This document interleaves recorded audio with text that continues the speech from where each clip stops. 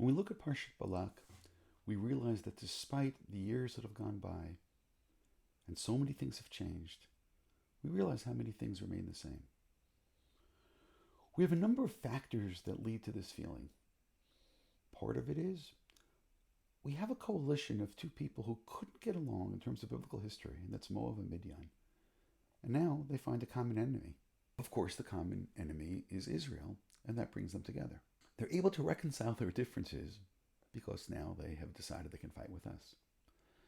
But to understand the background of the story, and we're told in the very beginning in Parshat Balak, the king of Moab, Balak, he sees what has happened to the Amori. And that's what gets him excited. And that's what gets him to try to cause about. And that's what leads him to start this war against the Jewish people. But it's an unconventional war. And that's something we also need to pay attention to. For some reason, instead of taking to battle, and perhaps that's what he's afraid of, he goes about to try to curse the Jews, and he goes looking for somebody named Bilam. Now, Bilam, for various reasons, reminds us of Avraham Avinu. It's where he comes from. It's kind of the way he behaves. He gets up early in the morning. He has people traveling with him. There's various linguistic and issues of substance in terms of linking Bilam back to Avraham. In a certain sense, he may be an Avram wannabe. But in order to understand the story, we need to go and look a little bit back into the various protagonists. There's a difference between Midian, Moab, and the Amori. Which means the Amori are one of the, what we can call the Canaanite nations, who are going to lose their land when Israel comes back. All the way back by the Brit HaBitarim, we've heard about the Chit HaEmori, which means their sin needs to be complete. They will lose their land.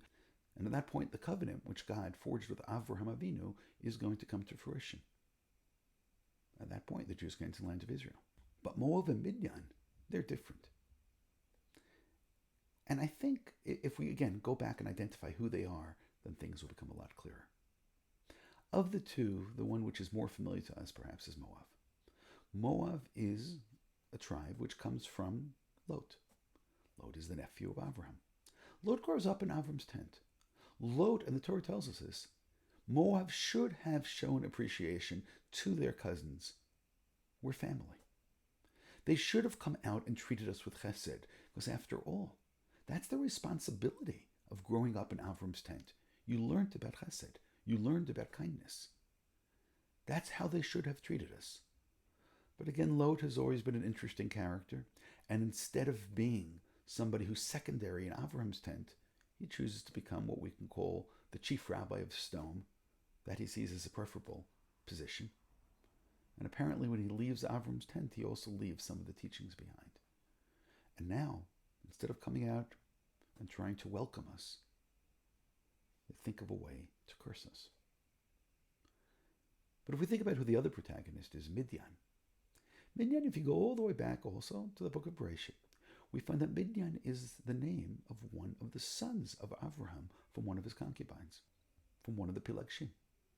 Which means this confederacy of Midian and Moab is a confederacy of the family of Avraham, of those who have, perhaps we can say, have been sent away. Those who, the covenant that God forges with Avraham does not go through these particular members of the family.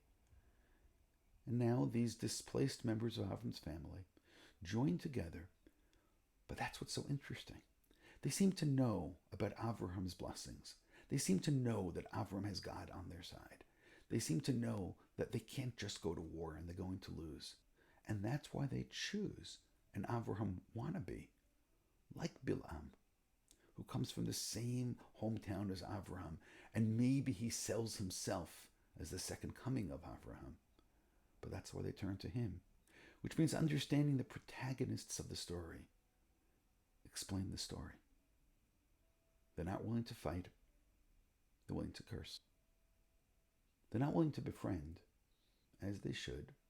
But when they do befriend us towards the end of the parsha, it's in a cynical way, using the type of behavior which was eschewed by Avraham, but perhaps was part of what the children of Lot learned during their time in stone.